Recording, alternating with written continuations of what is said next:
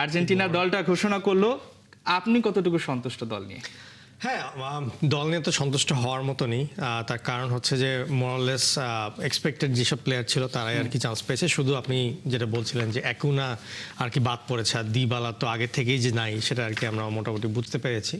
So একদিক দিয়ে হচ্ছে যে আপনার এক্সপেরিয়েন্সের সমাহার, আবার একই সাথে সামনে যে লুকিং ফরওয়ার্ড যে নিকো প্যাজ বা আপনি সিমিওনে বা হচ্ছে যে অন্যান্য যেসব প্লেয়ার যে আলমারা যারা নতুনবারের মতন চান্স পেয়েছে, সো তাদেরকে নিয়ে আসলে সামনের জন্য আর কি চিন্তা করছে। সো একদিক দিয়ে বলবো যে সবকিছু মিলিয়েই একটা ভালো স্কোয়াড হয়েছে।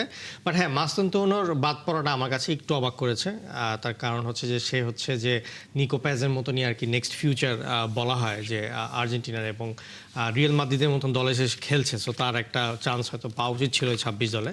তো এইটা একটা আর কি আমার কাছে খুবই অবাক করেছে। বাট এছাড়া আপনি যদি আরেকজন বলেন, সেটা হচ্ছে যে অ্যাস্টন ভিলার বুয়েন্দিয়া হচ্ছে কয়েকদিন আগে ইউরোপা লিগ জিতলো এবং সেখানে ফাইনালে তার দুর্দান্ত একটা গোল ছিল। তো এই প্লেয়ারের আসলে চান্স পাওয়াটা আমার মতো উচিত ছিল, তাহলে আর কি অ্যাটাকিং লাইনটা আর একটু ক্ষুরোধার হতো।